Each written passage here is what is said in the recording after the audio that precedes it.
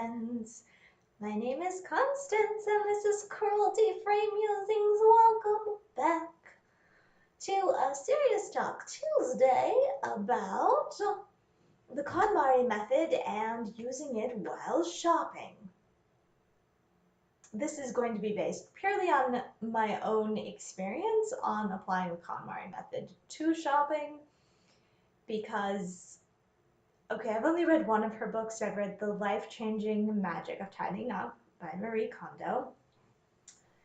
And that goes into how to sort and declutter your possessions. And the KonMari method, for those of you who don't know, I think it's pretty well publicized at this point. But for anyone who doesn't know, you pick up each possession in a category. So like I have actually gone through all of my makeup brushes, for example, and asked each one, do you spark joy? And the ones that don't spark joy have left my life. And usually if you think about the reason, you can discover why. You're like, okay, I didn't like that foundation because I felt like it was too dark for me. Like this is, my life, right? But this is actually my experience where it's like, okay, I picked up a L'Oreal True Match Lumi cushion. I was like, do you spark joy? No. Do I like you enough to use you up? No. And if I think about it, I know that the reason is that it's too dark for me.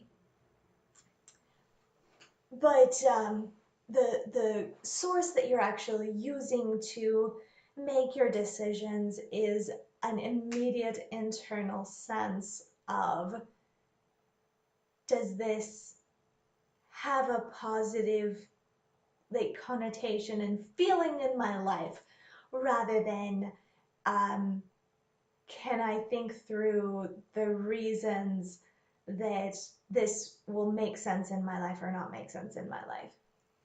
And I have found in my experience that internal sense is very accurate. There are very few things that I have let go of, that I've decluttered, that I've been like, oh, I missed that. There have been a couple of things that I only use in particular circumstances, and I let go of them, and I was like, oh, but I need that occasionally. So usually with things like cleaning, like there are some cleaning products that you need in specific circumstances, and nothing else will do in those specific circumstances. But if you're not in those specific circumstances, it's pretty much, just taking up space. And space is valuable. Real estate is valuable. If you have too much stuff, you're going to feel weighed down by it. Which is something that I've personally experienced and I've seen other people around me experience. So that's how you apply it to your possessions. You gather everything in a particular category, like shirts or makeup brushes or,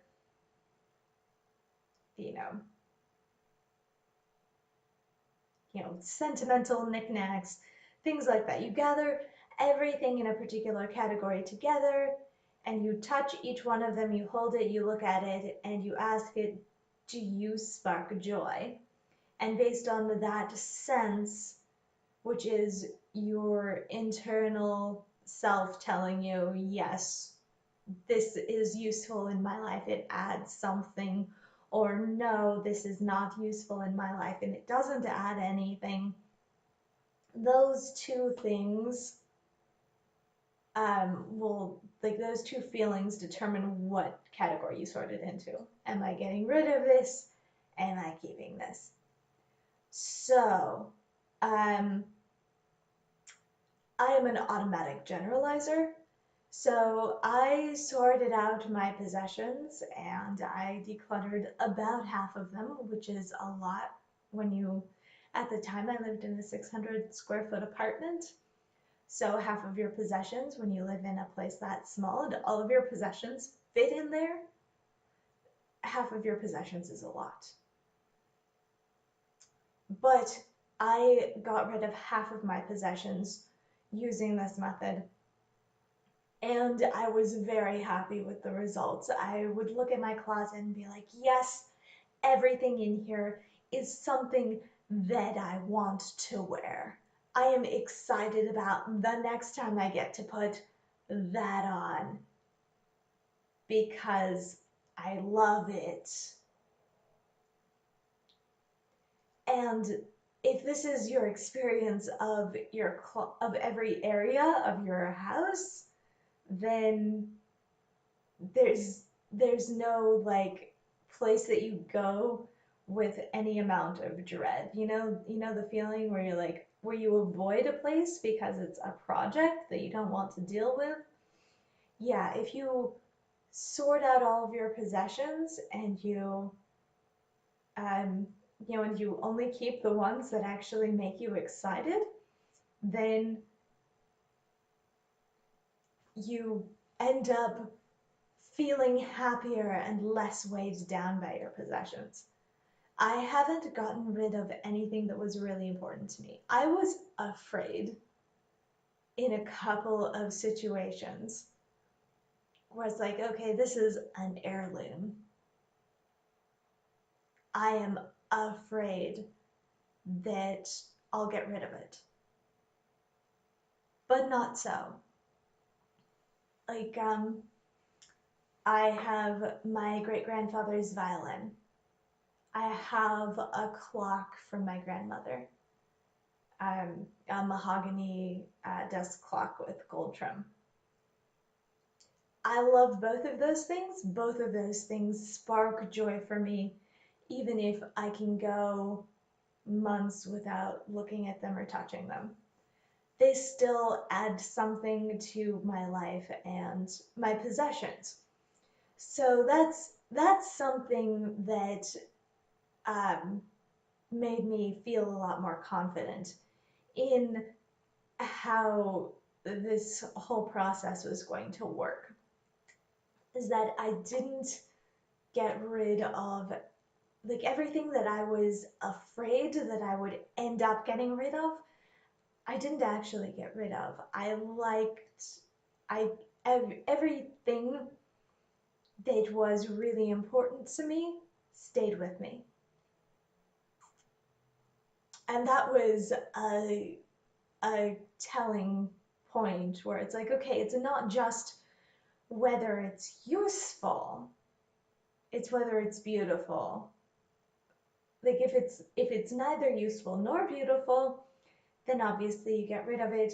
But if it's beautiful to you for whatever reason, whether you are actively using it all the time or not, you're not going to get rid of it using the KonMari method. Because if it's beautiful to you, then it's going to spark joy. And you're only going to keep things that spark joy. But you are going to keep all of the things that spark joy because that is the point. So I am an automatic generalizer, and I immediately generalize this to how I shop.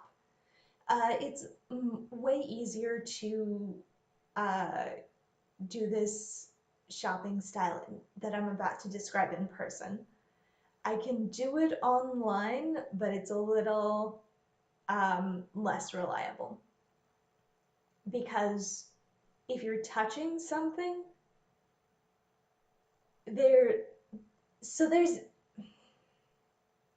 this is all going to sound like very mystical, heebie-jeebie, but there's a part of yourself that knows whether you're going to use something if you're willing to listen to it. So when I'm shopping in person, I'll pick things up and ask it, do you spark joy? Internally. You don't want to get kicked out of places for talking to yourself. But I'll ask it mentally, do you spark joy? And the intensity of response that I get back will tell me this is something that I'm never going to buy. This is something that I might buy, but not right now. Or yes, this is something that I want to buy right now. So you still have to set conscious parameters. Like, is it okay to just buy any piece of makeup that sparks joy, or do you have a budget? That is relevant. But once you've set that parameter, I have found, once I set that parameter, I have found that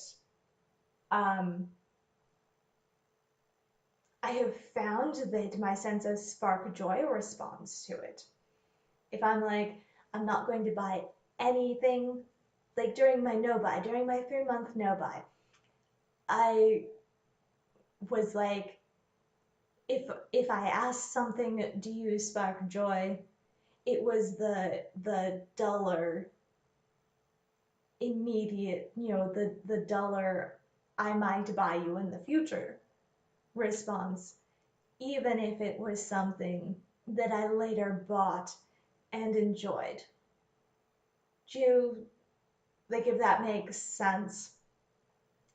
I while I was on my no buy, this sense of calibration was calibrated to, I'm not going to spend money during this time period because I'm on a no buy. If that makes sense. So,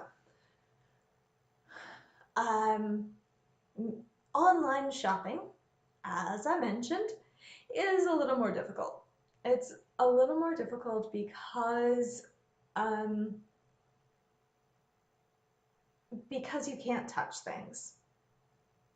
Like, that's honestly the reason, I am pretty sure. So I find that I get more or less the same intensity, whether it's something that I might buy in the future or something that I want to buy right now. So I have to pay a lot more attention when I'm shopping online. And as a result, I've developed some strategies. So, a couple of strategies that I have developed for applying this method of, does this thing spark joy, while buying online. The first thing is, I will curate a cart asking everything in it whether it sparks joy, and then walk away and leave it for a week or a month, even overnight. And then when I come back to it, go through the process again, and anything that doesn't spark joy that time, click remove. If I end up clearing everything out of my cart, I was just feeling like shopping, and that's fine. Like, it's fine to like shopping and enjoy looking at pretty things. I actually mostly shop for the tactile experience of looking at things rather than actually for buying things. Unless I'm like grocery shopping, then I'm on a mission. There's like a clock, and the fate of the world depends on clearing the grocery store in an hour or less.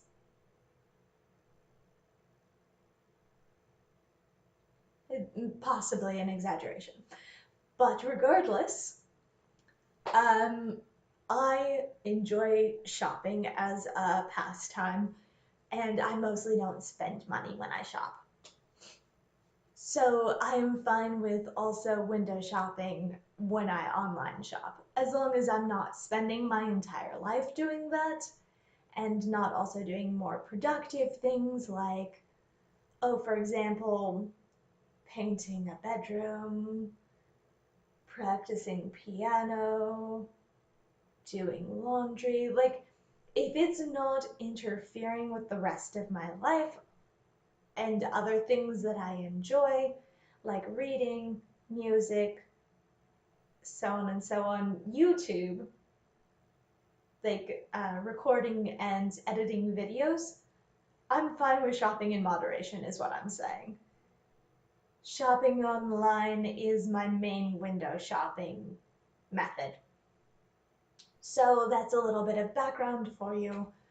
I do enjoy shopping as a pursuit. There are other things that I enjoy more than shopping, so I try to make sure that I am shopping less than I am doing those other pursuits, like improving my musical sense and reading and, things like that, playing video games. The second thing that I will do when I'm shopping online is I will curate a cart, and then I'll look at my cart and I will ask myself, what does this cart tell me that I am in the mood for right now? For the last 4 months, it has been purple. I went on to Graceful Nail Polish and I curated a cart, 3 purple nail polishes and a multi-chrome. All right, let's paint my nails purple. This is a surprisingly effective method of coping. Just look at what you're drawn to and then go and find what you actually have that fits that category and play with it. Whether that's nail polish or eyeshadow or clothes, I promise if you're drawn to it, you already have something that fits that category. If you don't have something that fits that category, then that's a reason to buy it. But if you're drawn to it, the odds are 90% or greater that you already have something that fits the category. So, for example, over Black Friday, I got warning a week ahead of time that everything was going to be 50% off for Black Friday. Use this code. So I went and I curated a cart for Davina, and I was like, oh, there's a lot of purple eyeshadow in here. So then instead of, and that was like 5 days before the code was going to go live. So I went and looked at my single eyeshadows and I was like, oh, I have some purple in here. And I just did purple eyes for the next week. And then by the time that the sale rolled around, I was fine. I was A+ on purple eyeshadow. I was like, yes, cool, great, I am set. I have purple eyeshadow, it turns out. And this is partly because I've consciously collected something from various categories. Just like from eyeshadow, I have really bright and colorful, I have lots of green. I have been collecting purple and green single eyeshadows from like ColourPop, Davina, Sydney Grace. And then I'm not particularly drawn to blue or pink or red. So I have yellows, oranges, purples. I have some smatterings of pink just because it's difficult to avoid pink. It's not something that I go out of my way to pick up. But I have purple and green, and I have lots of shimmer because I prefer shimmer looks to mattes in part because I find that they are lower maintenance on my eyes. Most people, shimmers crease on them, mattes crease on me.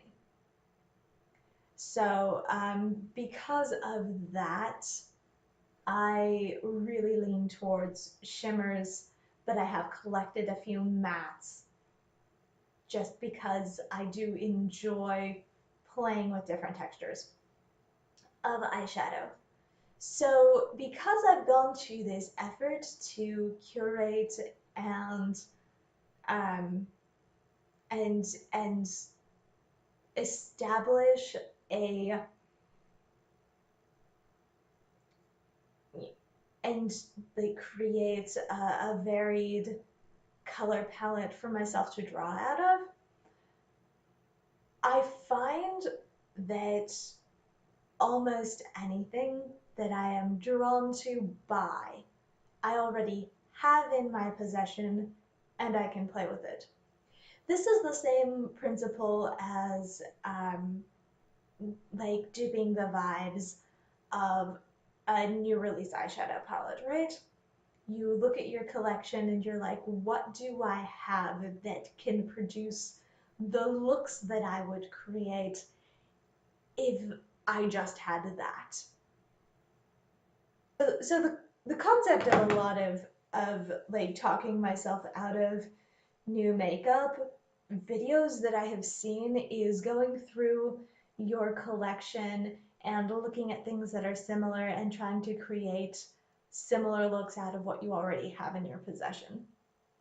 I kind of do that also with this second style of Konmariing myself out of buying things.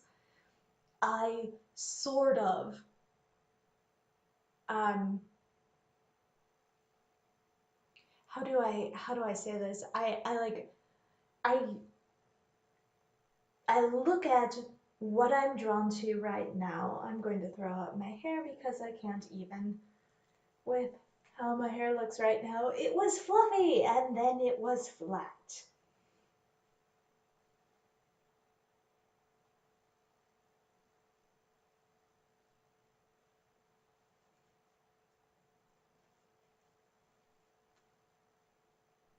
Yes, good. All right. So that is how I talk myself out of buying things. Um, Essentially, I decide whether they're in my budget slash within my roles for what I want to buy right now. And that's like, if I'm on a no buy, then it just like clicks out of my mental radar that we're going to be buying things. I just don't think about it because, of course, we're not buying things. It's against the rules, right? Um, and so I decide whether they're in the budget first, whether I have money that I want to spend on it. So, for example, like gift cards are never going to like trigger this warning thing. It's like it's just not. It's just not. If I have like cash on hand and I happen to be going into a store, um, then that cash is automatically earmarked as, you know, we can spend this and it won't be considered part of the budget. Because, like, that money is in my wallet, it's not being spent on bills. Then the second thing that I do is I curate my online carts at least twice, where I look at everything and I ask it if it sparks joy, and then I leave it for at least overnight, at least like 8 hours. And then I ask it again, do you spark joy? And I rinse repeat until I actually decide to buy it. And then the third thing that I do is I look at what's in my curated cart and I'm like, I feel like I have that. and then I go and play with what I have. And that is how that is how at least I use the KonMari method to talk myself out of buying things. I hope you enjoyed or learned something, or both. Thanks for watching. Like, comment, subscribe, do whatever you feel like, and goodbye for now.